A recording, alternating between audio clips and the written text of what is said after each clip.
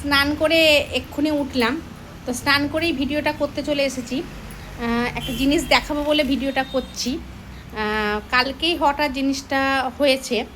আমি জানতাম আগে থেকেই যে জিনিসটা হবে, কিন্তু কালকেই যে হবে সেটা জানতাম না। তো ওই জন্য আমার কাল থেকে একটু মন খারাপ। কিন্তু মন খারাপের থেকে বড় হচ্ছে সেফটি। জীবনের সেফটিটা হচ্ছে বেশি গুরুত্বপূর্ণ। তো ওইটাকে মানে ওইটার জন্য যাই হোক, আর মানে কি বলবো, মানে মেনে নেওয়া, যাই হোক। তো ওইটাই তোমাদেরকে দেখাবো যে কালকে কি হয়েছে। যে মানে যেখানে গেলে আমার ভালো লাগতো, যেখানে থাকলে আমার মনে শান্তি লাগতো, চারিপাশটা বেশ আমাকে দেখতে ভালো লাগতো, আর যেখানে আমার বেশিরভাগ সময়টাই মন খারাপ বলো, ভালো লাগা বলো, খারাপ লাগা বলো, মনের শান্তি বলো, যেখানে গেলে আমার ভালো লাগতো, সেটাই একটু পরিবর্তন হয়ে গেছে। তো তোমরা নিশ্চয়ই বুঝতে পারছো আমি কোন বিষয়ে বলছি। তো সেটাই তোমাদেরকে দেখাবো। চলো দেখি কি হয়েছে কালকে।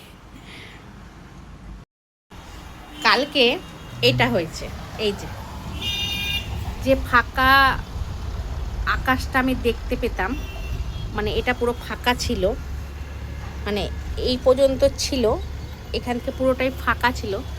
যেখানে এসে দাঁড়ালে আমার বেশ ভালো লাগতো, মানে পুরো ফাঁকা।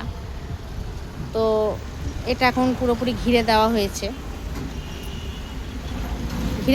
এই কারণেই যে জাস্ট এতটা অবধি ছিল, তো একটা ভয় থেকেই যায়, মানে একটা ভয় থেকেই যায়। তো সেফটির জন্য এটা দরকার ছিল, তাই এটা কালকে লাগানো হয়েছে।